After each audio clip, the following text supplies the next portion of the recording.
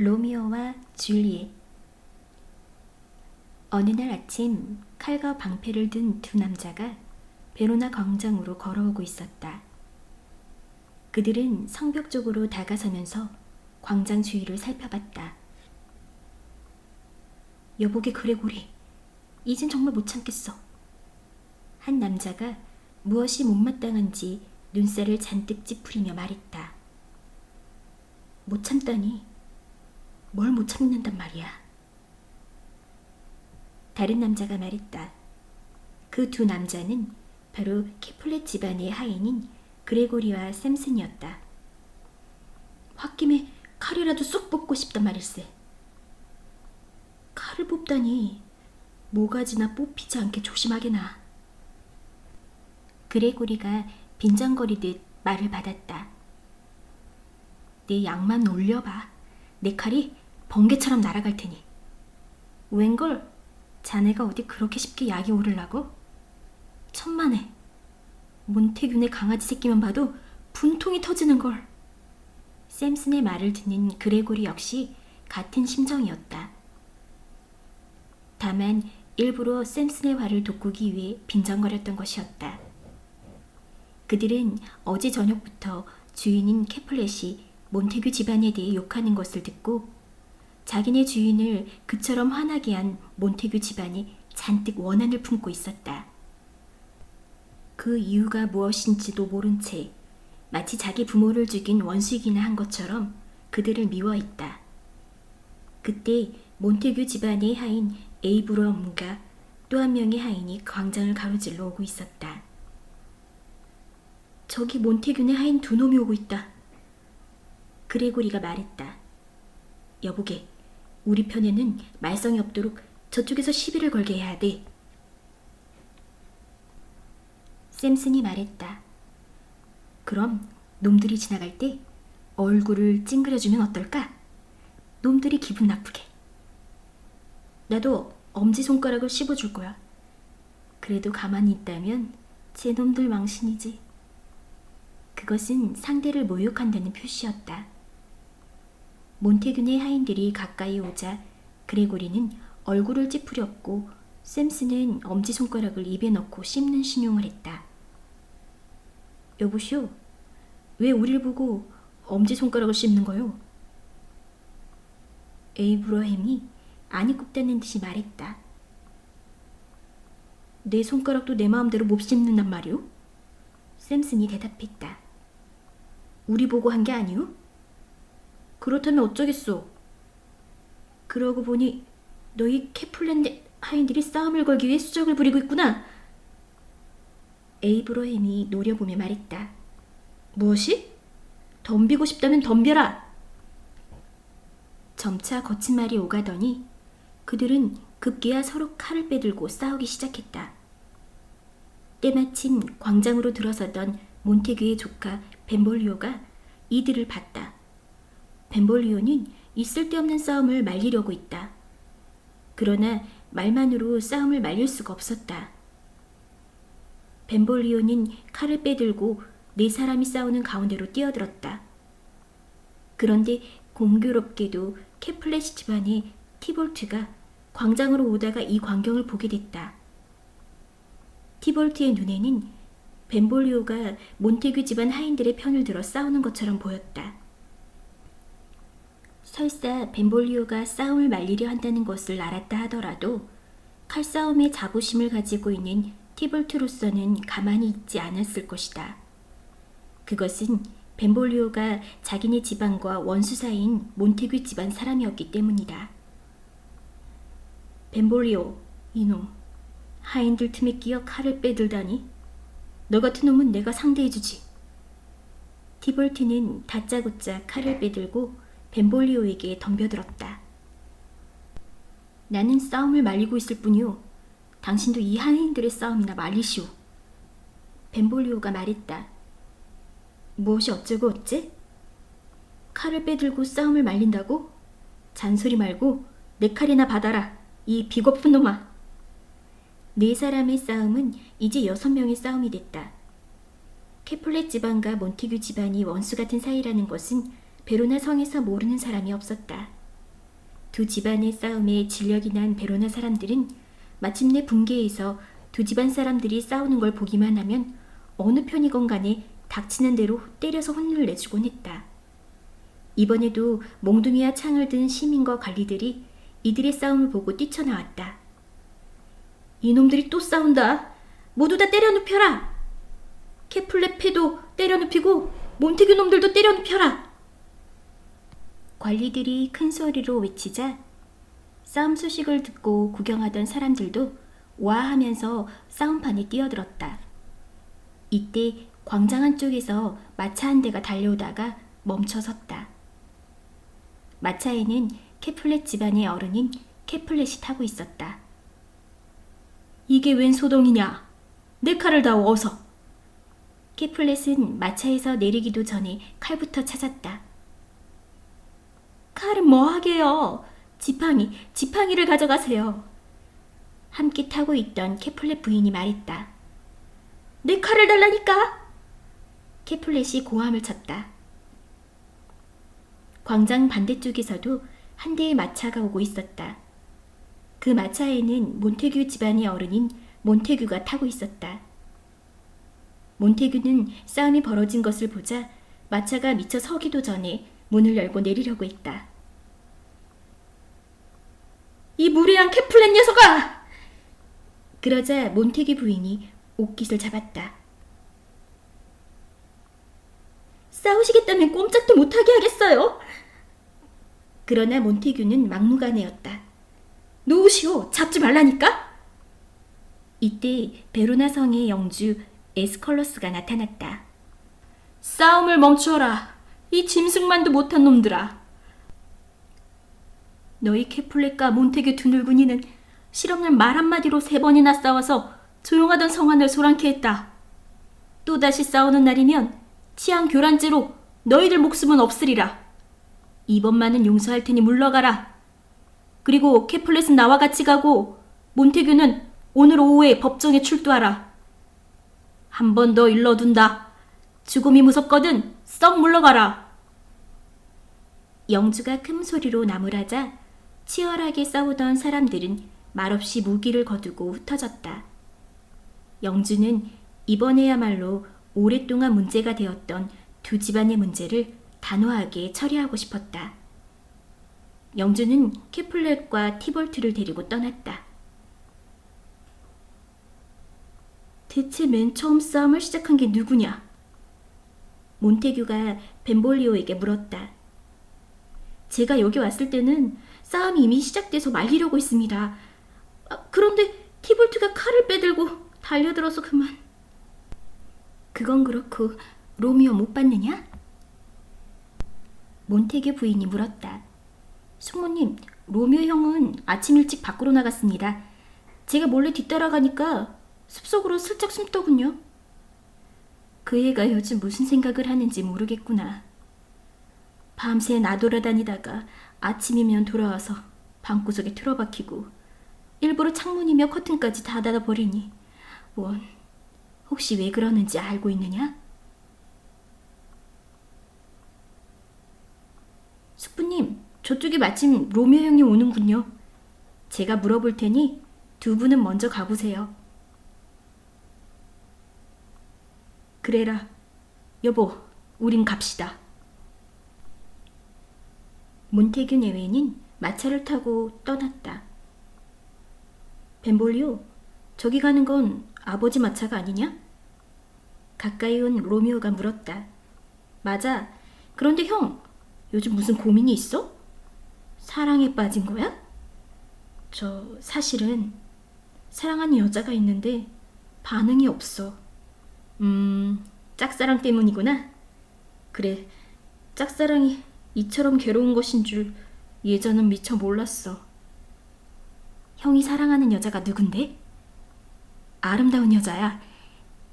그런데 아무리 내 마음을 고백해도 들은 척도 하지 않아. 형, 그런 여자는 생각하지도 말고 잊어버려. 눈을 크게 뜨고 다른 여자들을 찾아봐. 미인은 그 여자뿐이 아닐 거야. 베로나에는 미인이 아주 많다고. 그런데 그게 안 돼.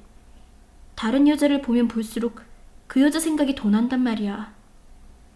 난 집으로 가야겠어. 다음에 또 만나. 로미오는 인사를 남기고 재빨리 광장을 가로질러 사라져갔다. 그날 영주는 캐플렛과 몬테규에게 광장에서 소란을 피운 죄로 집에서 근신하라는 벌을 내렸다. 극히 가벼운 벌이긴 했지만 카플렛은 생각할수록 몬테규가 괘씸하게만 생각되었다. 몬테규만 없다면 베로나 성의 귀족으로서 떵떵거리며 살 수 있었기 때문이다. 그때 하녀가 와서 말했다. 페리스 백작께서 오셨습니다. 안으로 모셔오너라. 페리스 백작은 미남 청년으로 베로나의 영주인 에스컬러스의 친척이기도 했다. 안녕하십니까? 낮에 있었던 일로 많이 언짢으시지요? 어서 오시오. 나는 괜찮소. 나뿐이 아니고 몬테구 역시 같은 벌을 받았으니까. 하긴 우리 같은 늙은 사람들이 평화를 유지하는 일쯤이야 어려운 일이 아니지요. 캐플렛은 대수롭지 않다는 듯이 말했다. 두 분 다 베로나 성의 이름난 귀족이신데 긴 세월을 두고 다투시게 되어 유감입니다. 그건 그렇고 저의 청혼은 어찌 되었습니까?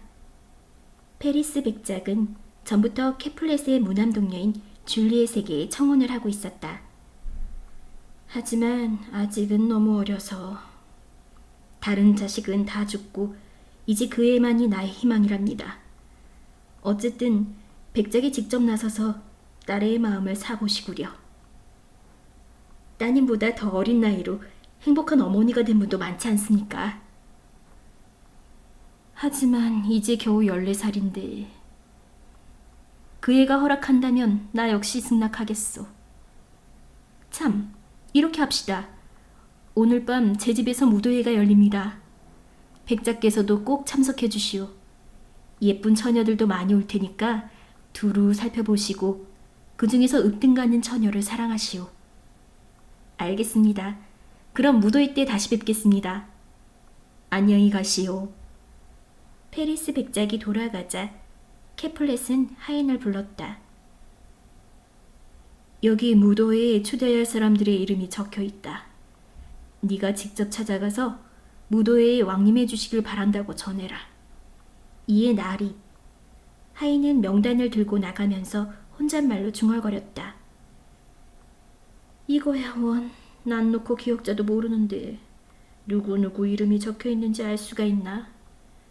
그를 아는 분한테 물어봐야지. 하인은 집을 나와 광장 쪽으로 걸어갔다. 옳지.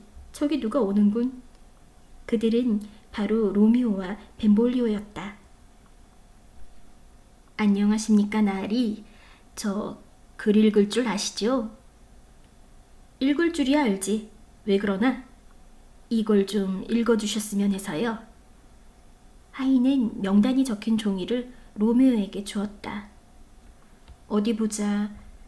마티노님과 그 부인 및 따님들, 에인젤모 백작과 그의 누이 동생들, 비트루비오 미망인, 프레셀시오님과 그 조카들, 머큐스호와 그의 동생 벨렌타인, 케플레스풍님과 그 부인 및 따님들, 로잘린과 리비어. 이건 모두 젊은 남녀의 이름이군. 어디로 모이는가? 우리 캐플렛 나리댁입니다.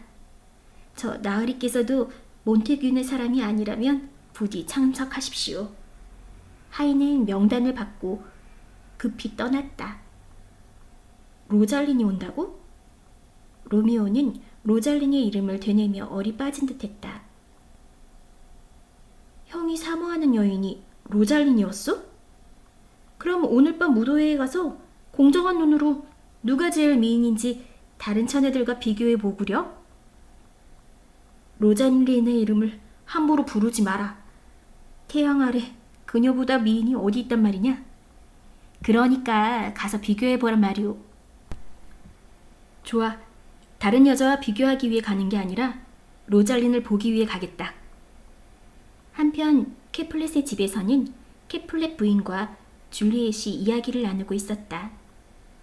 줄리엣, 너도 14살이다. 이제 결혼에 대해서 생각해 볼 때가 된 것 같구나. 어머니, 아직까지 그것에 대해 많은 생각을 해보진 못했어요. 그럼 지금부터라도 결혼에 대해 좀 더 구체적으로 생각을 해보거라. 베로나에는 너보다 나이가 어린 아가씨들 중에 벌써 어머니가 된 여자도 있단다. 그리고 저 늠름하고 잘생긴 페리스 백작이 너한테 청혼을 해왔단다. 그러자 옆에 있던 유모가 맞장구 쳤다. 어머나, 그분은 베로나에 사는 신사들의 본보기 같은 분이죠. 어떠냐? 그분을 사랑할 수 있겠니? 오늘 밤 무도회에서 그분을 볼 수 있을 게다. 책을 읽듯 젊은 백작의 얼굴을 잘 살펴봐라. 어머니 말씀대로 그렇게 하겠어요. 하지만 제가 그분을 사랑하게 될지는 모르겠어요. 줄리엣은 부끄러운 듯 조용히 말했다.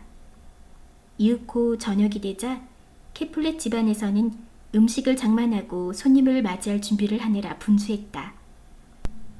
그 시간 광장 구석에서는 로미오와 벤볼리오가 만나고 있었다. 그들 외에도 5-6명이 더 있었는데 모두들 가면을 쓰고 있었다. 잠시 후 횃불을 든 몇 사람이 일행에 합류했다. 그들은 캐플렛의 저택을 향해 걸음을 옮겼다. 로미오는 불청객이 되어 남의 집 무도회에 참석하는 일이 왠지 사나이답지 못하다는 생각이 들었다. 더구나 그 집은 자기네 집안과 원수처럼 지내는 집이었다. 캐플렛의 저택이 가까워지자 로미오가 말했다. 난 횃불이나 들고 구경이나 하겠네. 아니면 그냥 갈 테야.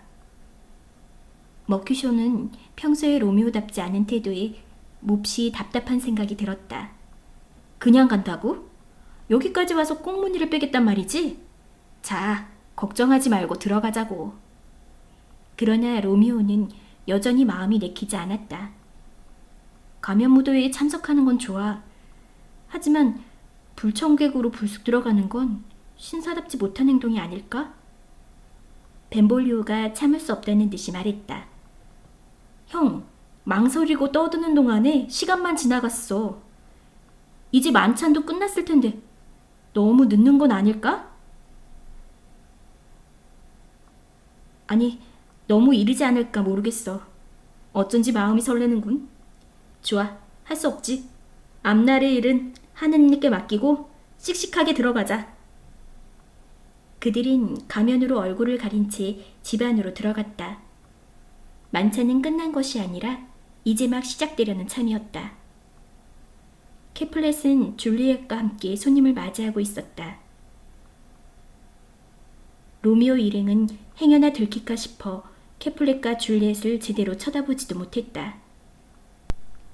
이윽고 호란이 손님이 가득 찾아 캐플렛이 말했다.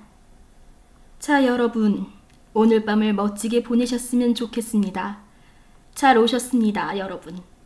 나도 한창 때는 가면을 쓰고 미녀 귀에다 달콤한 얘기를 속삭였다오. 다 옛날 일이지만. 악사들은 연주를 시작하시오. 자, 모두 즐겁게 춤을 춥시다. 흥겨운 음악이 연주되면서 춤이 시작되었다. 로미오는 사방을 둘러보면서 로잘린을 찾고 있었다. 그러다가 문득 줄리엣을 보게 되었다. 오! 로미오의 입에서 저도 모르게 감탄사가 흘러나왔다. 참으로 아름다운 여인이었다. 세상에 태어나서 저토록 아름답고 품위 있는 여인을 로미오는 한 번도 본 적이 없었다. 장비보다도 백합보다도 더 아름다운 여인이었다. 로미오의 머릿속에는 그토록 사모하던 로잘리는 간데없고 어느덧 오늘 밤 처음 본 그 아가씨로 가득 차게 되었다. 그때 심부름하는 하인이 로미오의 옆을 지나갔다. 로미오는 그 하인에게 물어보았다. 여보게, 저기 저 여인은 누군가? 모르겠는데쇼? 하인은 귀찮다는 듯 쳐다보지도 않고 가버렸다. 참으로 보석처럼 아름답구나. 이 세상에 저렇게 고귀한 미인이 있다니. 저 여인에게 춤을 청하자. 그녀의 손을 잡고 춤을 출 수 있다면 얼마나 기쁠까. 로미오는 저도 모르게 중얼거렸다. 그때 로미오의 등 뒤에 있던 한 청년이 그 말을 들었다. 그는 캐플렛의 조카 디볼트였다. 티볼트는 살며시 시중 놀던 하인을 불렀다. 이봐, 내 칼을 가지고 와라. 몬테규의 아들 로미오가 왔다. 우리 집안의 명예를 위해서라면 저런 녀석은 죽여도 좋아. 티볼트야. 무도회장을 살피던 캐플렛이 티볼트를 불렀다. 너 왜 그렇게 화를 내느냐? 숙부님, 몬테규의 로미오 놈이 왔어요. 그냥 둘 수 없잖아요. 잠자코 내버려둬라. 내 집에서 해칠 수는 없다. 전 못 참겠어요. 가만두라니까 그러는구나. 손님들 앞에서 난장판을 벌이겠다는 거냐? 하지만 이건 치욕입니다. 이놈, 소란을 피운다면 너부터 혼내주겠다. 알았습니다. 젊은 티볼트는 숙부의 말씀을 거역할 수 없었다. 그러나 속이 타서 그 자리에 있기도 싫었다. 어디 보자 이놈. 쓴맛을 보여주고 말겠다. 티볼트는 밖으로 나갔다. 첫 번째 음악이 끝나고 춤추던 사람들이 이리저리 흩어졌다. 줄리엣이 베란다로 가자 로미오는 그 뒤를 따라갔다. 줄리엣이 뒤를 돌아봤다. 로미오는 함께 춤을 추자는 듯이 줄리엣의 손을 잡으며 말했다. 오, 아름다운 아가씨. 당신은 이 세상의 아름다움이 얼마나 하찮은 것인가를 내게 가르쳐 주었소.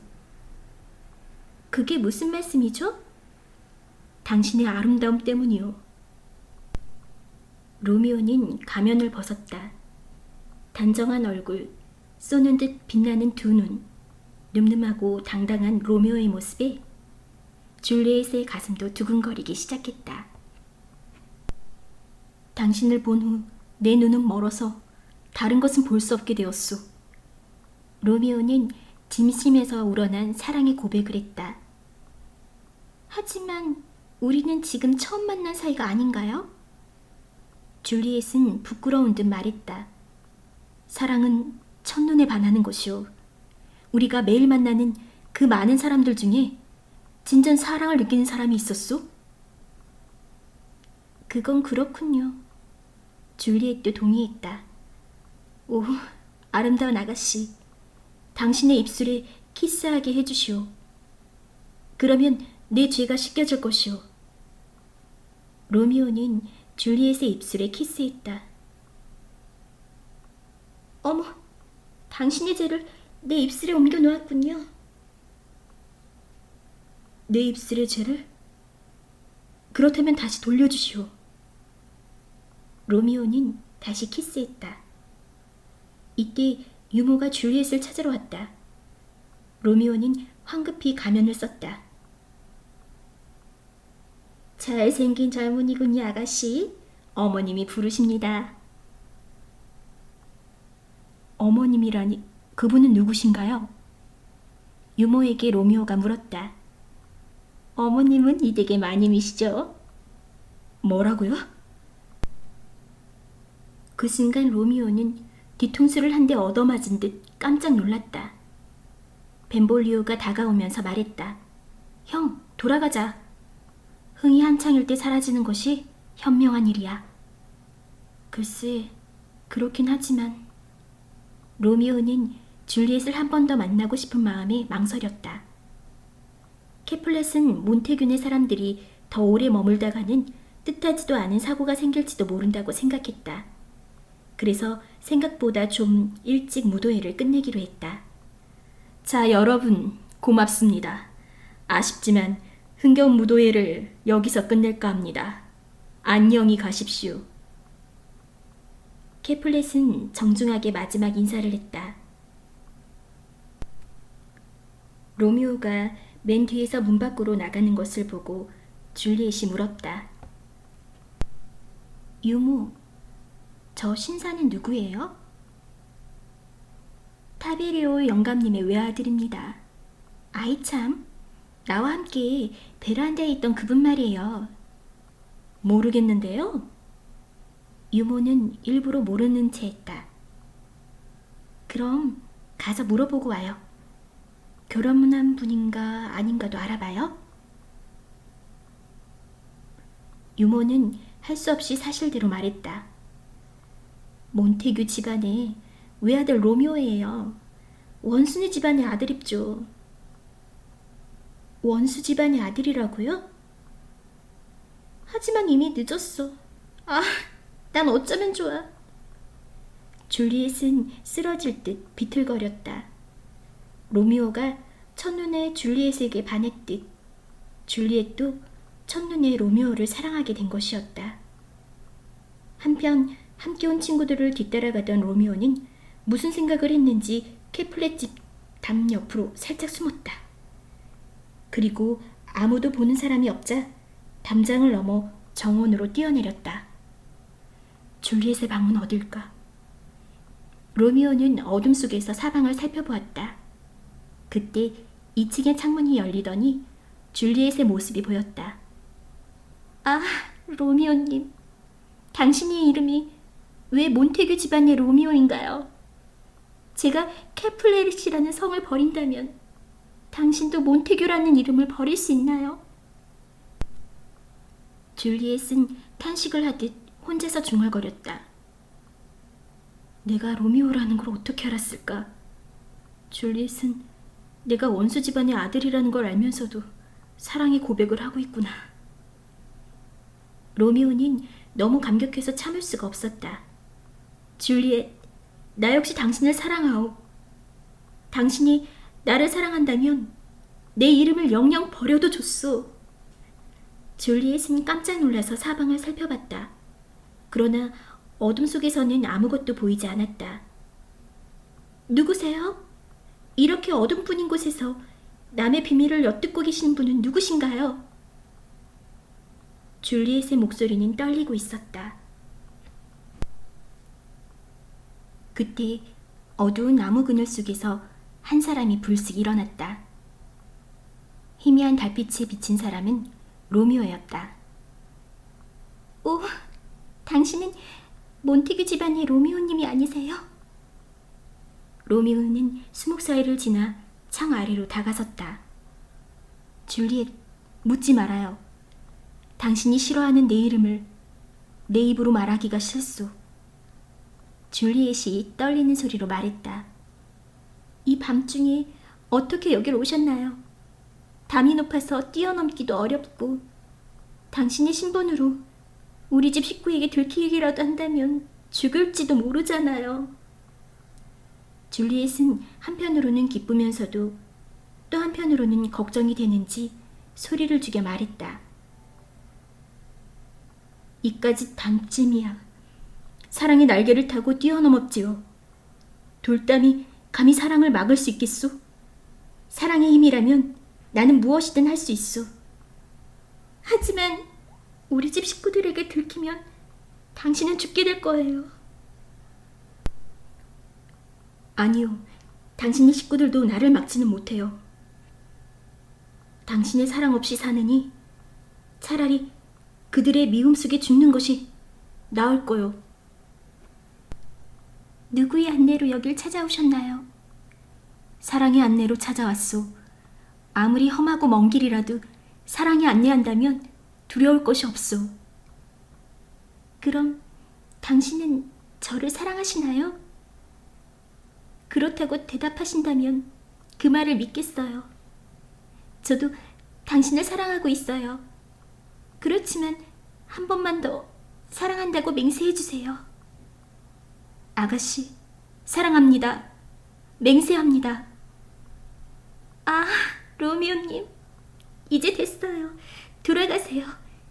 날이 새면 당신은 빠져나갈 수가 없어요. 새벽에 오려면 멀었소. 줄리엣, 이대로 헤어질 수는 없소. 그때 안에서 줄리엣을 부르는 유모의 목소리가 들려왔다. 로미오님, 이젠 정말 안녕을 말해야겠어요. 당신이 나와 진정으로 결혼하고 싶다면 내일 사람을 보내겠어요. 언제 보낼까요? 9시 광장으로 보내주시오. 그럼 어서 가세요. 안녕, 안녕. 줄리엣의 모습이 창문에서 사라지자 로미오도 담장을 넘어 떠났다. 이른 아침 성당의 사제관들에 바구니를 든 신부가 나타났다. 우로렌스 신부였다.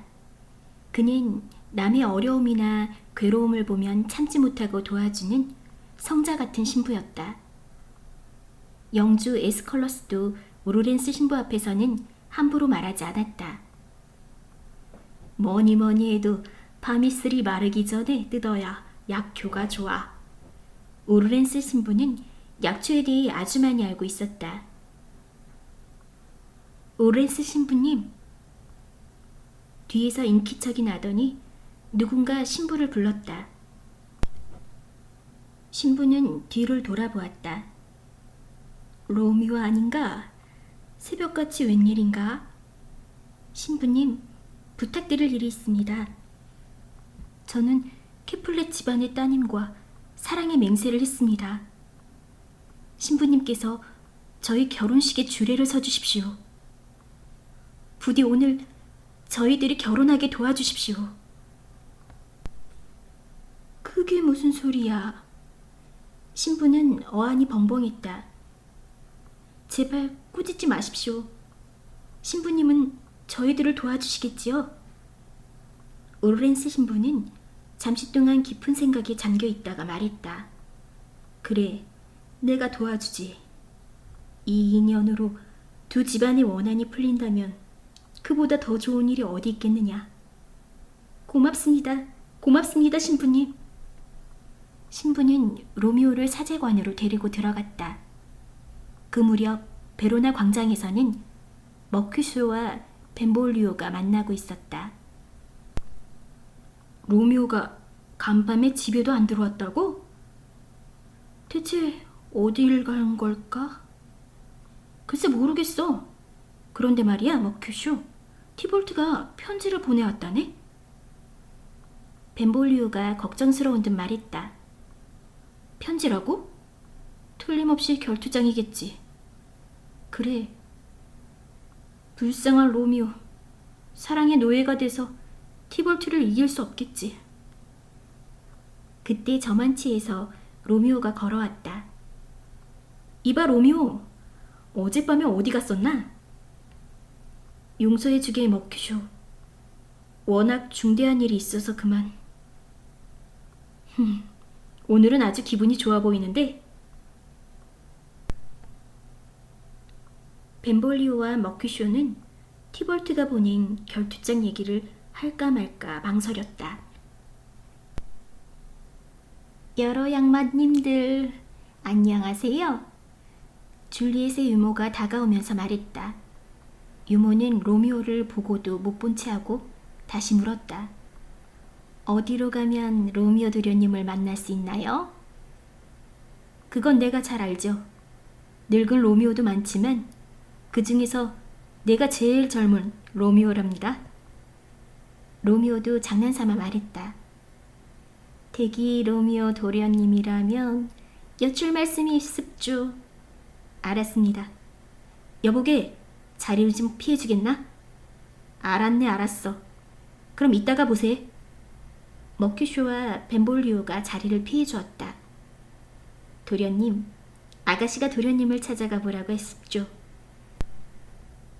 도련님이 건달들처럼 아가씨를 속인다면 그건 비겁하고 제받을 일입죠. 그런 걱정은 마시오. 오늘 오후에 고해성사에 나오라고 하시오. 신부님께 고해를 하고 곧 결혼식을 한다고 전하시오. 그러니까 오늘 오후라고 하셨죠? 그렇게 전하겠습니다. 그리고 유모는 성당 담 뒤에서 기다려주시오.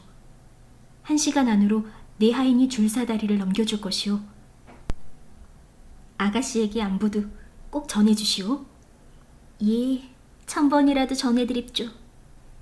유모는 로미오와 헤어져 사제관으로 갔다.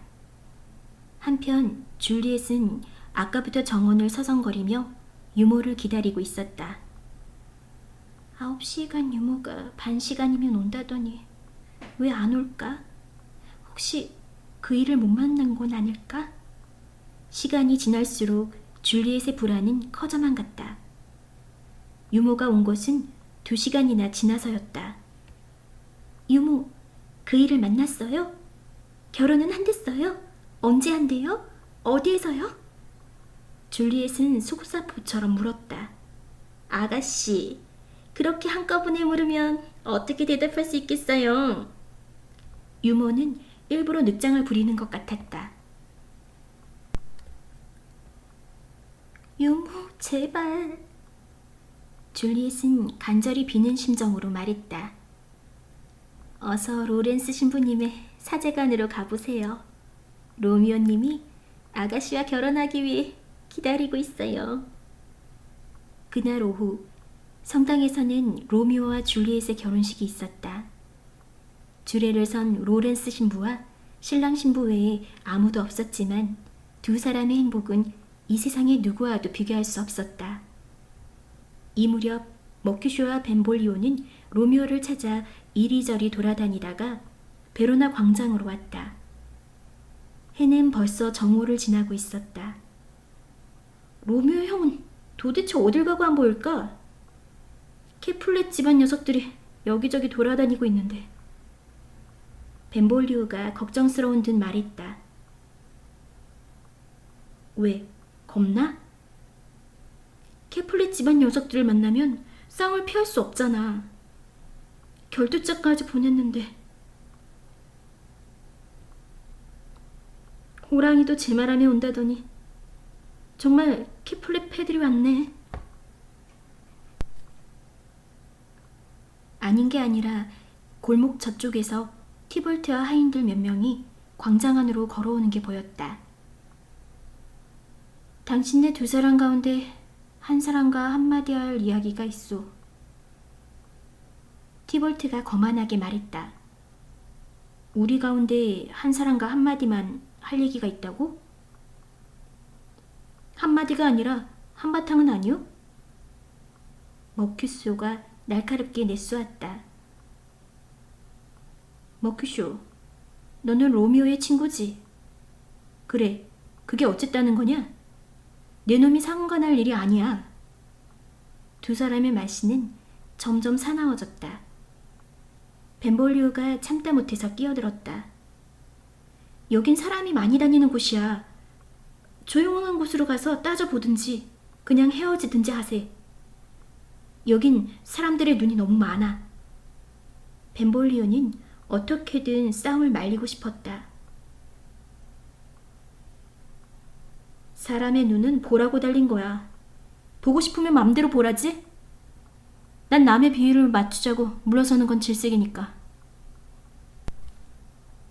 그때 머큐쇼의 뒤쪽에서 로미오가 공중공중 뛰며 광장을 향해 다가왔다. 기쁨에 겨워 어쩔 줄 모르겠다는 걸음걸이였다. 로미오가 오는 것을 먼저 본 사람은 티볼트였다. 머큐쇼, 너와는 다투고 싶지 않아. 저 녀석이 나타났으니까. 머큐쇼는 뒤를 돌아보았다. 로미오가 행복하게 웃으며 뛰어오고 있었다. 머큐쇼는 로미오를 싸움판에 끌어들이고 싶지 않았다. 그래서 일부러 티볼트의 화를 더욱 돋구었다.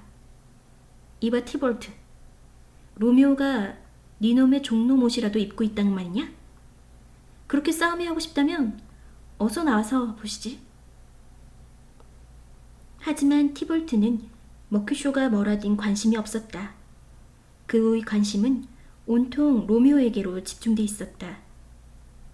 이봐 로미오, 내가 네 놈한테 아첨을 한다 해도 이보다 더 좋은 말은 할 수 없다. 이 더러운 깡패놈아.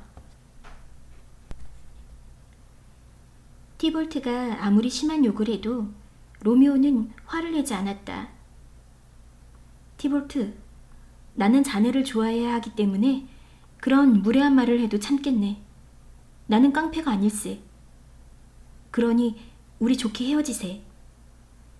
이놈, 어젯밤 네 놈이 우리를 모욕한 일이 그것으로 씻겨줄 줄 아느냐? 어서 칼을 빼라.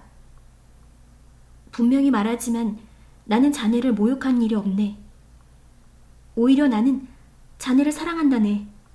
그 까닭은 자네도 차차 알게 되겠지. 로미오의 얘기를 듣고 정작 화가 난 것은 머큐쇼 쪽이었다. 야, 로미오, 왜 그렇게 비겁하냐? 저 때의 놈한테 굽신대는 이유가 뭐냔 말이야.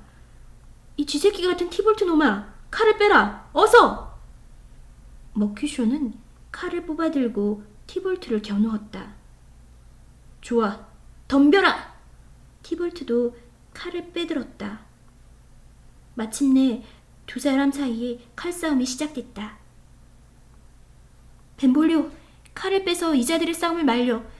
티볼트, 머큐쇼, 베로나의 거리에서 싸우지 말라는 영주님의 명령이 있었잖아. 로미오는 친구인 머큐쇼의 앞을 가로막았다. 그 순간 티볼트는 로미오의 겨드랑이 밑으로 칼을 휘두르며 머큐쇼를 찔렀다. 아! 머큐쇼가 피를 쏟으며 쓰러졌다. 어느새 모여들었는지 광장에는 구경하는 사람들로 가득했다. 티볼트는 머큐쇼가 쓰러지는 것을 보자 하인들을 데리고 급히 모습을 감추었다. 머큐쇼! 머큐쇼! 그러나 머큐쇼는 몇 마디 웅얼거리더니 괴로워하다가 그만 그 자리에서 숨을 거두고 말았다. 아, 나 때문이야. 영주님의 친척이요. 내 친구인 머큐쇼가 나 때문에 죽었어. 내 명예도 티볼트의 욕설에 먹칠을 당했고. 아, 사랑하는 줄리엣. 당신의 미모가 나를 얼간이로 만들고 강철같이 용감한 내 성격도 녹였구려. 로미오는 머큐쇼의 시체를 안고 눈물을 흘렸다. 그때 도망치듯 사라졌던 티볼트가 다시 돌아왔다. 이놈, 머큐쇼를 죽이고도 내 놈이 살아서 날뛰겠다는 거냐? 머큐쇼의 영혼이 우리 머리 위에서 기다리고 있다. 너 아니면 내가 그를 따라가야 한다. 로미오는 성난 목소리로 울부짖었다. 망할 자식, 네가 그놈의 친구니까 로미오 내 놈이 따라가야지. 티볼트는 칼을 들고 덤벼들었다. 로미오 역시 칼을 빼 들고 싸웠다. 그러나 티볼트는 로미오의 적수가 아니었다. 성난 로미오의 칼을 맞고 티볼트 역시 그 자리에 쓰러져 숨을 거두었다. 이봐 로미오, 어서 피해. 시민들이 몰려오고 있어. 체포되면 영주는 사형을 시킬 거야. 알았네. 로미오는 그 길로 도망을 쳤다. 어느새 창과 몽둥이를 든 시민들이 몰려들었다. 뒤이어 영주와 캐플렛 부부 그리고 몬티규 부부가 들이닥쳤다. 무슨 일이냐? 영주가 큰 소리로 물었다. 영주님, 이 끔찍한 불행에 대해서 제가 말씀드리겠습니다. 머큐쇼는 티볼트가 죽였고 티볼트는 로미오가 죽였습니다. 벤볼리오가 말하자 캐플렛 부인이 소리를 질렀다. 티볼트, 내 조카야. 아이고, 공정하신 영주님. 몬테균의 피도 흘리게 해주세요. 영주가 다시 물었다. 벤볼리오, 그렇다면 이 싸움은 누가 먼저 시작했느냐? 티볼트입니다. 티볼트가 먼저 시작했습니다. 벤볼리오는 어떻게 해서 싸움이 시작됐으며 머큐쇼와 티볼트가 죽은 경위를 자세히 설명했다. 그러나 캐플렛 부인은 악을 썼다. 저 사람 몬테균의 친척이에요. 허위 진술을 하고 있어요, 영주님. 로미오가 티볼트를 죽였으니 살려둘 수 없습니다. 조용히 하시오. 로미오는 티볼트를 죽였고 티볼트는 머큐쇼를 죽였소. 그럼 머큐쇼의 비싼 피값은 누가 치른단 말이오? 영주가 캐플렛 부인에게 물었다. 영주님, 이번에는 몬테규가 나섰다. 그건 로미오의 잘못이 아닙니다. 로미오는 머큐쇼의 친구였습니다. 로미오가 티볼트를 죽인 것은 잘못이지만 그 애는 법률이 행할 일을 대신했을 뿐입니다. 그럼 판결을 하겠다. 이제부터 어떤 소청이나 변명도 듣지 않겠다. 울거나 빌어도 용서하지 않겠다. 로미오는 당장 추방이다. 발각되는 날이면 그것이 마지막인 줄 알아라. 영주는 이렇게 판결하고 시체를 치우게 했다. 성당에서 로미오와 결혼식을 마치고 돌아온 줄리엣은 어서 밤이 되기를 초조하게 기다리고 있었다. 밤이 되면 사랑하는 로미오가 다시 찾아오기로 약속했기 때문이다. 저녁때가 되자 줄사다리를 손에 든 유모가 돌아왔다. 유모의 얼굴은 온통 눈물투성이었다. 그분이 죽었어요. 아가씨, 우린 이제 끝났어요. 그분은 살해당했어요. 다시는 볼 수 없어요. 유모, 무슨 말이에요? 죽기는 누가 죽었다는 거예요? 줄리엣은 깜짝 놀라서 유모를 붙잡고 물었다. 오, 하느님, 그 남자다운 가슴에 난 상처를 내 눈으로 똑똑히 보았어요. 온몸이 피투성이가 되어 쓰러져 있는 그 모습이 얼마나 불쌍하던지 나는 그만 기절하고 말았어요. 유모의 넋두리는 한없이 계속될 것만 같았다. 줄리엣의 가슴 속에서 무엇인가 덜컹하고 소리내며 떨어지는 듯했다. 유모, 그게 무슨 말이죠? 설마 그이가? 줄리엣은 너무 두려워서 뒷말을 이을 수가 없었다. 아, 티볼트님, 티볼트 도련님, 다시는 볼 수 없게 되었군요. 아니, 이게 어떻게 된 일이에요? 로미오님이 죽고 티볼트 오빠도 살해당하다니. 내가 가장 사랑하는 오빠, 그보다 더 사랑하는 남편이 죽다니. 도대체 이게 무슨 일이야? 줄리엣은 갑자기 세상이 깜깜해지고 하늘이 묻어지는 것 같아서 외마디 소리를 질렀다. 아니에요. 아니라고요. 돌아가신 건 티볼트님이고 로미오 그놈은 추방당했어요. 티볼트님을 죽였기 때문이에요.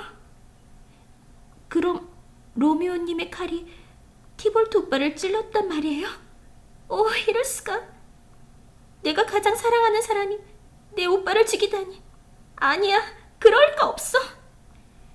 줄리엣은 너무도 기가 막혀서 어찌할 줄을 몰랐다. 로미오놈, 티볼트님을 죽이다니. 맹세도 지킬 줄 모르는 거짓말쟁이. 갈 곳 없이 돌아다니며 빌어먹다 죽어버려라. 유모는 티볼트를 죽인 로미오를 저주했다. 유모, 그게 무슨 말이야? 감히 내 앞에서 어떻게 내 남편을 욕할 수 있어? 아, 불쌍한 로미오. 그렇지만 나쁜 사람. 무엇 때문에 오빠를 죽였어요? 아니야, 만약 오빠를 죽이지 않았으면 오빠가 로미오를 죽였을지도 몰라. 그러나 추방이라니. 겨우 3시간 전에 결혼했는데 추방이라니. 그런데 유모, 부모님은 어디 계세요? 티볼트님의 시체를 붙들고 통곡하고 계십니다. 부모님께 데려다 드릴까요? 오, 아니에요. 줄리엣은 계속 로미오를 부르며 몸부림쳤다. 보다 못한 유모가 줄리엣을 달랬다. 아가씨, 방으로 가세요. 내가 한번 로미오님을 찾아볼게요. 로미오님은 지금 로렌스 신부님의 사제관에 숨어 있을 거예요. 고마워요, 유모. 꼭 그이를 만나게 해줘요. 그리고 그이에게 이 반지를 드리고 마지막 작별을 하러 오시라고 전해줘요. 줄리엣은 손가락에 낀 반지를 빼주었다. 티볼트를 죽이고 도망친 로미오는 신부의 사제관에 숨어 있었다. 사람을 죽인 자는 사형에 처하는 것이 베로나성의 법률이었다. 그러나 로미오는 죽는 것이 두렵지 않았다. 다만 줄리엣을 만나지 못하는 것이 고통스러울 뿐이었다. 문 열리는 소리가 들리더니 오르넨스 신부가 들어왔다. 로미오, 이리 나오너라. 영주님의 선고가 내려졌다. 물론 사형이겠지요. 그보다 관대한 선고가 내렸다. 영주님은 정상을 참작해서 추방령을 내리셨다. 추방이라니요? 그럼 줄리엣은 영영 만날 수 없을까요? 그렇다면 차라리 사형 선고를 내리시지. 추방이 뭡니까? 추방되어 줄리엣을 만날 수 없다는 생각을 하자 로미오는 차라리 죽는 것이 낫겠다는 생각이 들었다. 그때 문 두드리는 소리가 들려왔다. 어서 숨어라. 신부는 책장 뒤로 로미오를 숨게 하고 문을 열었다. 찾아온 사람은 줄리엣의 유모였다. 신부님, 말씀해 주세요. 로미오님은 어디 계세요? 신부는 말없이 책장 뒤를 가리켰다. 그러자 온통 눈물범벅이 된 로미오가 책장 뒤에서 걸어 나왔다. 유모, 줄리엣은 지금 어떻게 하고 있소? 나를 미워하며 원망하고 있나요? 아가씨는 울고만 있어요. 쓰러져서 울다가 벌떡 일어나서는 티볼트를 부르고 로미오님을 부르다가 다시 쓰러지는 거예요. 그 이름들이 그녀를 죽인 거예요. 티볼트와 로미오라는 이름이. 로미오는 헛소리처럼 짓거리더니 갑자기 단도를 뽑아 제 몸을 찌르려고 했다. 이게 무슨 미친 짓이냐? 신부가 재빨리 제지했다. 네가 대장부냐? 겉으로는 대장부 같다만 그 눈물은 아녀자의 것이로구나. 다른 생각은 말고 밤이 되거든 줄리엣을 만나라. 가서 위로해 주어라. 그리고 네가 만투아에 가 있으면 때를 봐서 너희들의 결혼을 발표하고 영주님의 용서를 얻어서 너를 부르겠다. 유모, 먼저 가서 기다리시오. 곧 로미오를 보내겠소.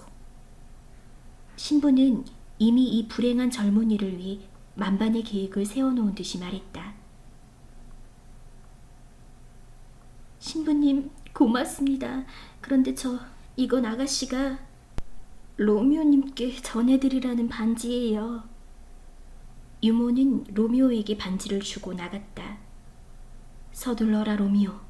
성문이 닫히기 전에 떠나든가 새벽녘에 변장을 하고 떠나든가 해야 된다. 잠시 만투아에 가 있으면 네 하인을 시켜서 기별하겠다. 신부님은 저를 다시 한번 살려주셨습니다. 그럼 안녕히. 로미오는 사제관을 나와 어둠 속으로 사라졌다. 이 무렵 캐플렛의 집 응접실에는 페리스 백작이 찾아와서 줄리엣과의 결혼 문제를 얘기하고 있었다. 이렇게 불행한 시기이고 보니 더 이상 드릴 말씀이 없군요. 페리스 백작, 딸애를 드리겠소. 그 애는 아버지 말이라면 거절하지 않을 거요. 오늘이 월요일이니까 결혼식은 목요일쯤으로 하면 어떻겠소? 빠르면 빠를수록 좋습니다. 좋아요. 그럼 결혼식은 목요일로 정합시다. 잘 알겠습니다. 그럼 저는 이만 가보겠습니다. 줄리엣과의 결혼 승낙을 받은 페리스 백작은 가벼운 발걸음으로 떠났다.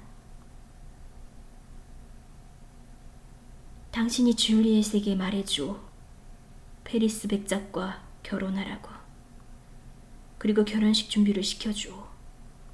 알았어요. 긴 하루였소. 그런 잠이나 잡시다.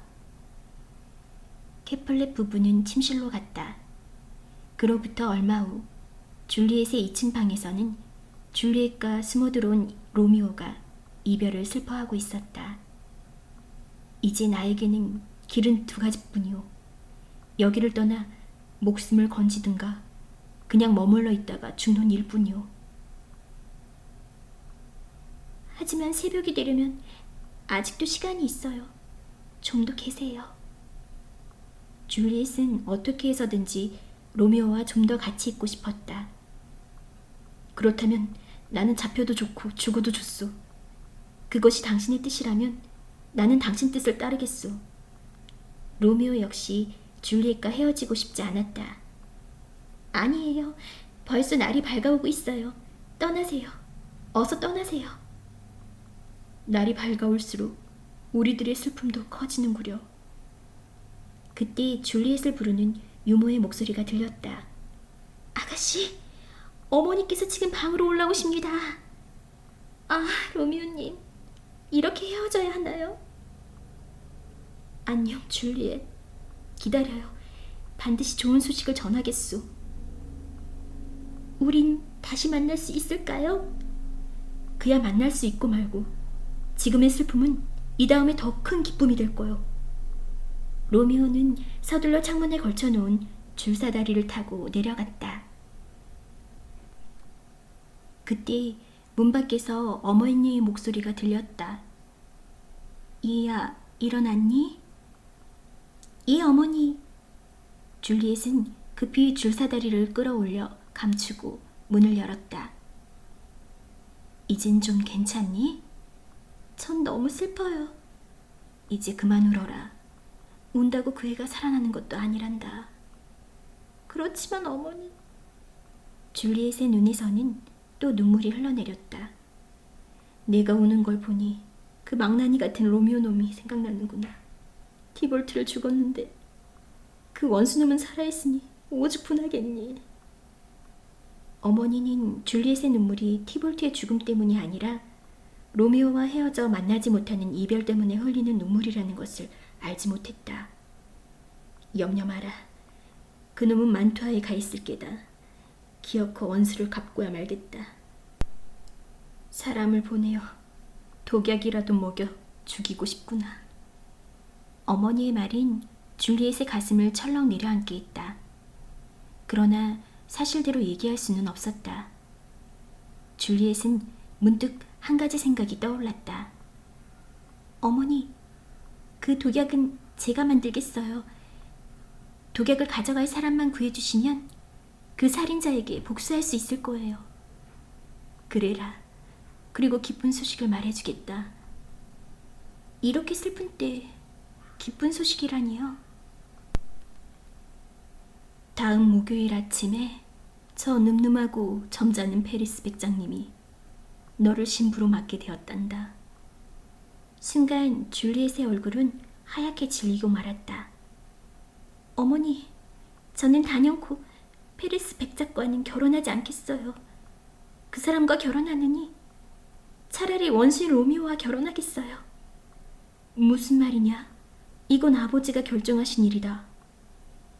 그러나 줄리엣은 페리스 백작과의 결혼을 한사코 거부했다. 이 일은 마침내 캐플레드에게까지 알려지게 되었다. 그러자 그토록 인자하고 다정하던 아버지는 길길이 뛰며 화를 냈다. 뭐야? 싫다고? 그런 말은 통하지 않아. 오는 목요일에 페리스 백작하고 결혼할 준비나 해라. 그게 싫다면 당장 집에서 나가거라.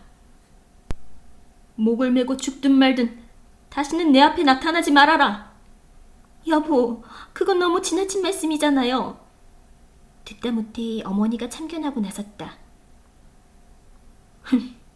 밤낮 자나깨나 딸년의 혼인만 걱정해왔는데 싫다고? 그래, 정말 싫다면 그만둬라. 그 대신 너는 이제 내 딸이 아니다. 이 집에서 나가라. 내 자식이 아닌 바에야 나가서 죽든 굴든 내 알 바가 아니다. 아버지는 너무도 화가 나서 밖으로 나가버렸다. 너 하고 싶은 대로 하겠다면 그러려무나. 나 역시 너를 딸로 생각하지 않겠다. 어머니 역시 화가 나서 나가버렸다. 유모, 이 일을 어쩌면 좋아요. 난 어떻게 해. 줄리엣은 너무도 상심해서 침대에 엎드려 울었다. 아가씨, 제 생각에는 백작과 결혼하는 것이 좋을 것 같아요. 결혼을 했다지만 로미오는 언제 만날지도 모르고, 게다가 죽은 거나 마찬가지잖아요. 백작은 훌륭한 분이에요. 아가씨를 틀림없이 행복하게 해줄 거예요. 유모가 달래듯이 말했다. 유모, 그게 진심이에요? 그래요, 진심이에요. 알았어요. 그렇다면 나도 사제관에 가서 신부님께 참회하고 용서를 빌겠어요. 잘 생각하셨어요. 아가씨, 제가 어머니께 말씀드리겠어요. 유모는 방에서 나갔다. 마귀 같은 유모, 더러운 할망구. 그토록 칭찬하던 로미오를 욕하다니. 다시는 만나지 않겠어. 그렇지, 신부님께 의논하면 좋은 방법이 있을지도 몰라. 줄리엣은 벌떡 일어나서 눈물을 닦고 외출을 서둘렀다. 로렌스 신부를 찾아가려는 것이었다. 그때 로렌스 신부는 페르스 백작과 만나 얘기를 하고 있었다. 그러니까 결혼식이 목요일이라 하셨나요? 그렇소. 케플렛 장인께서 서둘러 정한 겁니다. 나로서도 미룰 이유가 없죠. 하지만 아가씨 마음이 어떤지 알아보셨나요? 디볼트의 죽음을 너무 슬퍼하고 있어서 만나지는 못했습니다만 결혼을 하고 나면 슬픔도 사라지겠죠? 로렌스 신부는 눈앞이 캄캄해졌다. 아, 저기 줄리엣이 오는군요. 신부가 깊은 생각에 잠겨있을 때 백작이 말했다. 오, 줄리엣, 내 신부, 내 아내, 잘 만났소. 백작은 싱글거리며 말했다. 혹시 제가 아내가 된 뒤에나 그렇게 부르는 게 어떠세요? 줄리엣은 비꼬듯이 말했다. 그 혹시가 오는 목요일에는 반드시 실현될 거요. 반드시 실현된다면 되겠지요. 로렌스 신부도 참을 수 없어 한마디 했다. 대답치고는 명답이군. 신부님께 참여하러 오셨나요? 페리스 백작이 조심스럽게 물었다. 그런 말인 신부님만이 물을 수 있는 게 아닌가요? 줄리엣의 태도는 여전히 냉담했다. 줄리엣은 로렌스 신부를 돌아보며 말했다. 신부님, 조용히 드릴 말씀이 있습니다. 바쁘시다면 저녁 때 다시 오겠습니다. 지금은 바쁘지 않아. 들어가도록 하지. 백작님, 그럼 여기서 실례해야겠습니다. 신부는 백작에게 작별 인사를 했다. 백작은 줄리엣과 더 이야기하고 싶었지만 어쩔 수 없었다. 그럼 저는 돌아가겠습니다. 목요일 아침 일찍 오겠습니다. 백작이 떠나자 서재로 들어온 줄리엣은 다시 솟구치는 눈물을 참을 수가 없었다. 신부님, 이런 꼴을 보여드려서 죄송합니다. 하지만 울지 않고는 견딜 수 없습니다. 줄리엣, 너의 슬픔은 내가 잘 안다. 백작 얘기로는 목요일에 결혼한다던데 그게 사실이냐? 이 아버님께서 결정하신 일이에요. 로렌스 신부는 한숨을 쉬며 말했다.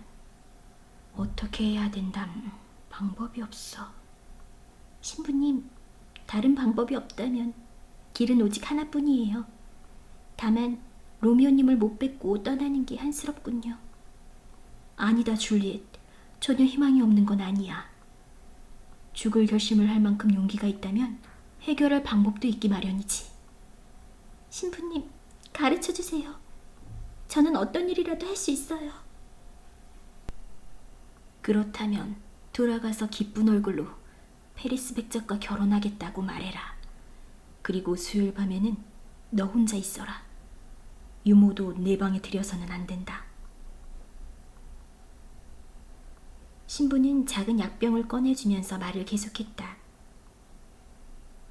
잠자리에 누워서 이 약을 마셔라. 그러면 네 몸은 시체처럼 싸늘해지고 피도 돌지 않을 거다. 24시간 동안 너는 시체가 되는 셈이야. 그러나 24시간이 지나면 깨어난단다. 결혼식 날 아침 사람들은 너의 시체만 보게 되겠지. 그러면 관습대로 가장 좋은 옷을 입혀 뚜껑 없는 관에 넣어서 케플렛 집안의 조상들이 묻혀있는 가족묘지로 갈 것이다. 이 일을 나는 로미오에게 편지로 알리겠다. 로미오는 내가 깨어날 때를 기다려 너와 함께 만투하러 갈 것이다. 그렇게 하면 너는 이 위기를 벗어날 수 있을 거야. 다만 불안 때문에 용기를 잃지 않기를. 그럼 그 약을 어서 저에게 주세요. 불안 같은 것은 염려하지 마시고요. 신부는 약병을 줄리엣에게 주었다. 좋다, 가봐라. 나는 신부 한 사람을 만투하러 보내 내 남편에게 알리겠다. 신부님, 감사합니다. 줄리엣은 올 때의 무겁던 마음과는 달리 새로운 희망에 들떠서 집으로 향했다. 캐플렛의 저택에서는 결혼식 준비가 한창이었다.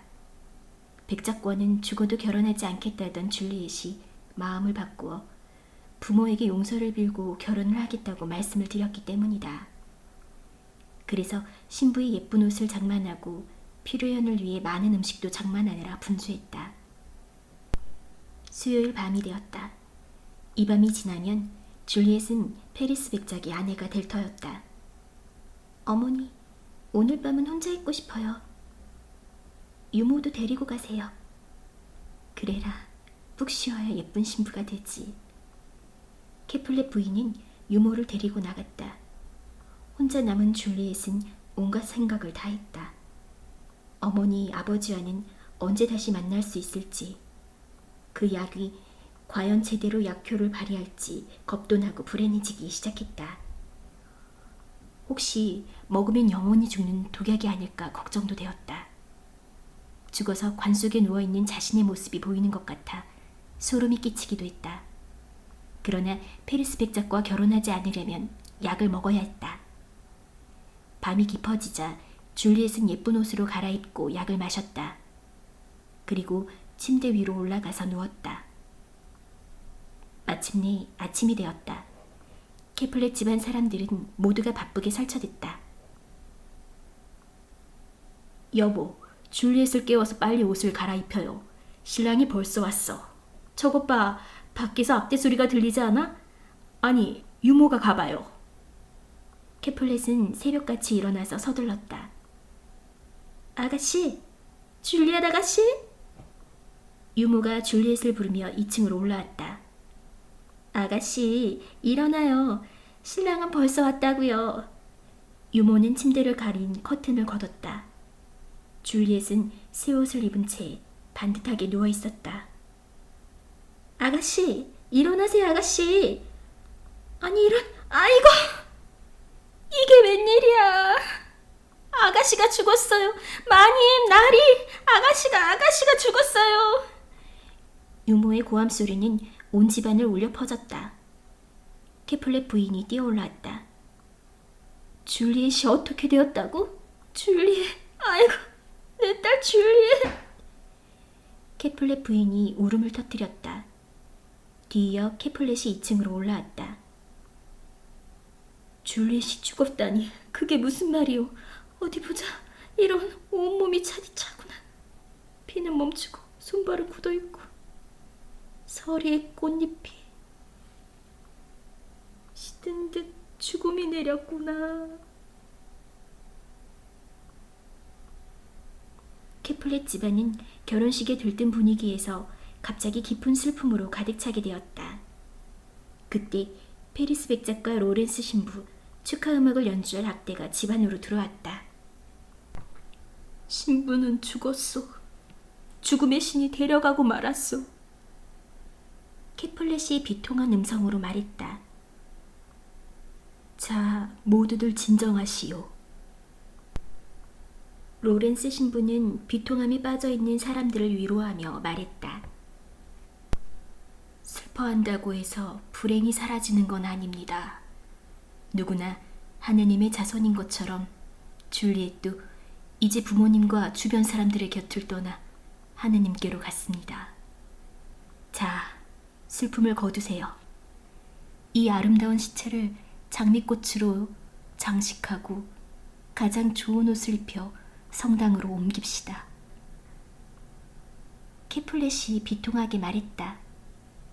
잔치에 쓰려던 꽃이 장례에 쓰이고 축하의 음악이 서글픈 종소리로 변했소. 모든 것이 거꾸로 돌아가는 세상이오. 유모는 줄리엣의 시체 위에 꽃을 뿌렸다. 한편 베로나 성을 벗어나 만투아로 온 로미오는 잠시도 줄리엣을 생각하지 않은 적이 없었다. 더구나 간밤에는 이상한 꿈을 꾸기까지 했다. 그 꿈은 자신이 죽는 꿈이었다. 그러나 줄리엣이 다가와 자신의 입술에 키스를 하자 다시 살아나서 제왕이 되는 그런 꿈이었다. 오, 줄리엣, 꿈속의 사랑이 이처럼 달콤한데 그 사랑이 이루어지면 얼마나 달콤할까. 오늘은 목요일. 베로나에서 좋은 소식이 올 것 같구나. 로미오가 꿈 생각을 하며 기다리고 있을 때 로미오의 하인이 뛰어들었다. 어쩐 일이냐? 부모님도 안녕하시고 줄리엣도 잘 있느냐? 무슨 소식을 가지고 왔느냐? 하인은 숨을 헐떡거리며 말했다. 예, 나리와 마님은 무사히 평하십죠. 그리고 아가씨 시체는 가족묘지에 편안히 누워 계십니다. 가족묘지? 그게 무슨 말이냐? 줄리엣에게 무슨 일이 일어났단 말이냐? 로미오의 얼굴은 금방 창백해졌다. 도련님, 제발 진정하세요. 아가씨는 죽었어요. 이제 이 세상 사람이 아닙니다. 진정하라고? 줄리엣이 가고 없는데 진정하라고? 어서 역마를 사오너라. 빨리 가지 못하겠느냐? 하인이 역마를 사러 가자 로미오는 혼자 중얼거렸다. 줄리엣, 기다리시오. 오늘 밤에는 그대 곁에서 함께 자겠소. 로미오는 황급히 밖으로 나와서 약방을 찾았다. 여보시오, 빨리 나오시오. 뭘 그렇게 꾸물거리시오? 약방 앞에서 로미오가 소리쳤다. 누구요? 약방 문이 열리면서 가난을 찌든 꾀재재한 영감이 나왔다. 자, 여기 40더 컷의 돈이 있어. 이걸 받고 독약을 좀 주시오. 먹으면 당장 온 혈관에 독이 퍼져서 곧 숨이 끊어지는 가장 독한 약을 주시오. 약방 영감은 40더 컷이라는 많은 돈이 욕심은 났지만 선뜻 받으려고 하지 않았다. 그런 독약이 있긴 하지만 함부로 팔 수는 없소. 그걸 팔았다가 들키면 만투아의 법에 따라 사형에 처해지오. 이봐요 영감, 가난에 찌든 생활이 좋소? 이 세상의 어떤 법률도 당신을 가난에서 벗어나게 해주지는 않소. 이 돈을 받고 약을 주시오. 알았소. 가난이 죄지. 약방 영감은 돈부터 챙겨놓고는 숨겨놓은 독약병을 꺼내주었다. 물에 타서 마시면 백발백중이오. 설사 20명을 당해내는 장사라도 당장의 끝이오. 로미오는 독약병을 품에 넣고 불이 나게 뛰어나왔다. 목요일 저녁 때였다. 로렌스 신부는 사진관 응급실에서 초조하게 누군가를 기다리고 있었다. 신부님, 계세요? 존 신부, 어서 오시오. 로미오의 답장을 어서 이리 주시오. 그러자 존 신부는 민망스러운 듯 대답했다. 그게 저 어젯밤 병문안을 갔다가 시간이 늦어서 못 가고 말았습니다. 편지를 전해주지 못했다고요? 이런, 이게 무슨 소리요? 잘못하다가는 큰일이 벌어지겠군. 로렌스 신부는 묘지의 관 속에 혼자 누워있을 줄리엣을 생각하자 마음이 급해졌다. 그래, 만투아에는 다시 편지를 보내기로 하고 우선 줄리엣에게 가봐야겠다. 이렇게 생각한 로렌스 신부는 성급히 묘지를 향해 떠났다. 캐플렛 집안의 가족 묘지에 두 사람이 찾아오고 있었다. 페리스 백작과 시동이었다. 결혼식 날 아침에 신부를 잃어버린 페리스 백작은 생각할수록 마음이 허전해서 그냥 있을 수가 없었다.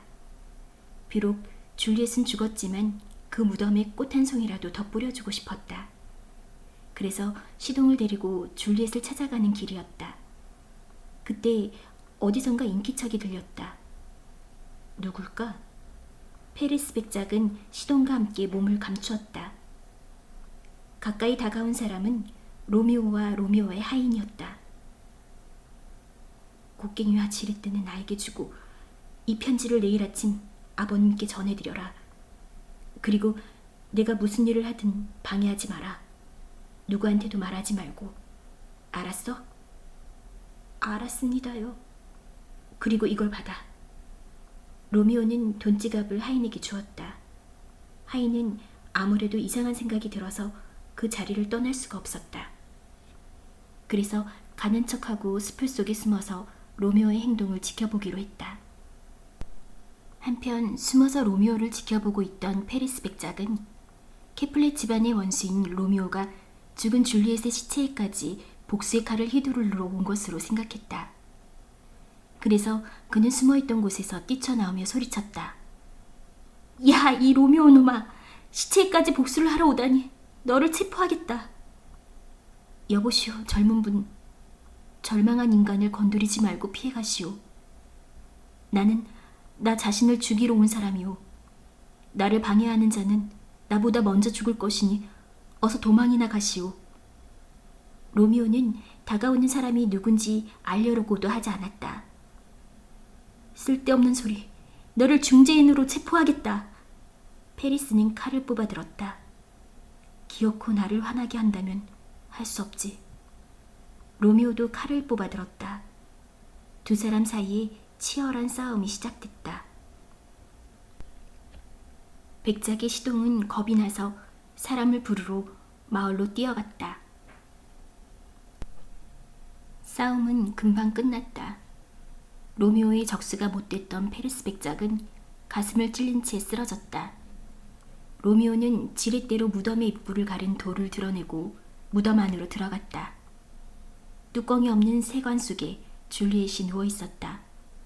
죽은 것이 아니라 마치 잠을 자는 듯했다. 사랑하는 줄리엣, 당신은 왜 아직도 이렇게 아름다운 것이오? 마치 잠자는 공주 같구려. 나는 당신과 함께 있으려고 왔소. 당신은 내 아내, 나는 영원히 당신의 남편이오. 죽음조차도 결코 우리를 갈라놓을 수는 없소. 로미오는 독약병을 꺼내서 단번에 마셨다. 그리고 줄리엣의 입술에 키스하며 그 자리에 쓰러졌다. 독약의 약효가 온몸에 퍼져서 숨을 거둔 것이다. 잠시 후 무덤에는 또 한 사람이 찾아왔다. 로렌스 신부였다. 신부가 무덤 안으로 들어가려고 하자 누군가 부르는 소리가 들렸다. 신부님! 로미오의 하인이었다. 너로구나. 누가 무덤의 돌문을 열었느냐? 로미오 도련님입니다. 벌써 들어간 지 30분이 넘었습니다. 제가 따라오면 절 죽인다고 해서 기다리고 있습니다. 알았다. 나 혼자 들어가 보마. 무덤 안으로 들어간 신부는 비명을 질렀다. 아이쿠, 이게 웬 피냐? 페리스. 아니, 이거 로미오구나. 이게 어떻게 된 일이냐? 로렌스 신부가 놀라서 고함을 지를 때 줄리엣이 깨어났다. 어머, 신부님이시군요. 로미오님은 어디 있죠? 잠깐, 밖에서 사람 소리가 들리는구나. 줄리엣, 로미오는 죽었다. 페리스도 죽고. 더 이상 꾸물거리지 말고 나가자. 아니에요, 신부님. 신부님이나 나가세요. 전 안 나가겠어요. 로렌스 신부가 나가자 줄리엣은 무덤 안을 둘러봤다. 관 옆에 로미오가 쓰러져 있고 무덤 입구 쪽에는 페리스의 시체가 있었다. 그리고 로미오의 손에는 빈 독약병이 들려 있었다. 로미오님, 독약을 마셨군요. 내가 죽은 줄 알고 뒤따라 오시려고 했나요? 독약은 단 한 방울도 남겨놓지 않으시고 당신의 입술에 키스하겠어요. 그리고 나도 당신을 따라가겠어요. 줄리엣은 로미오의 입술에 키스하고 로미오의 허리에 있던 단도를 빼어 스스로 가슴을 깊이 찔렀다. 그리고 로미오의 시체 위에 쓰러졌다. 다음날 아침이 되자 무덤 속에서 일어난 사건은 베로나 성 전체에 알려지게 되었다. 에스컬러스 영주는 이 일과 관련된 모든 사람들을 불러 사건의 내용을 신문했다. 그 자리에는 캐플렛 부부와 몬테규 부부, 로렌스 신부, 로미오의 하인, 페리스 백작의 시돈까지 모두 참석했다. 우선 사건의 진실을 풀어야겠소. 잘못을 범한 자가 있다면 결코 용서하지 않을 것이오. 무덤에 있던 자들을 불러내라. 그러자 로렌스 신부가 자진해서 앞으로 나왔다. 모든 책임은 저에게 있습니다. 로렌스 신부는 로미오와 줄리엣의 사랑에서부터 결혼했던 일이며 머큐쇼와 디볼트의 죽음, 줄리엣에게 준 약과 로미오에게 보낸 편지, 로미오와 줄리엣의 죽음에 관해 상세하게 얘기했다. 영주는 뒤이어 유모와 로미오의 하인, 페리스 백작의 시돈까지 불러 자세한 얘기를 들었다. 그리고 로미오가 부친 앞으로 전해달라던 편지를 읽고 나서 말했다. 캐플렛과 몬테규, 그대들의 증오와 반목이 천벌을 받은 것이오. 그대들의 기쁨이어야 할 자식들은 서로 사랑하면서도 끝내 죽고 말았소. 나 역시 그대들의 불화를 두고 보다가 두 사람의 친척을 잃었소. 모두가 벌을 받은 것이오. 제가 잘못했습니다. 사돈 영감, 악수합시다. 캐플렛이 먼저 손을 내밀자 몬테규가 그 손을 잡으며 말했다. 아니요, 내가 잘못했소. 나는 순금으로 따님의 동상을 세우고 성실하고 정숙한 줄리엣의 모습이 길이 찬양받도록 하겠소. 나 역시 로미오의 동상을 만들어 내 딸, 아니 그의 아내 곁에 세우겠소. 캐플렛이 말했다. 우울한 평화를 가져온 아침이오. 태양도 슬퍼서 고개를 숙이고 있소. 자, 이제 돌아가서 슬픈 이야기나 나누도록 합시다. 그리고 용서할 것은 용서하고 처벌할 것은 처벌하겠소. 세상에 슬픈 얘기도 많지만 줄리엣과 로미오의 이 얘기보다 더한 것이 어디 있겠소. 영주는 처연한 목소리로 서글프게 말했다.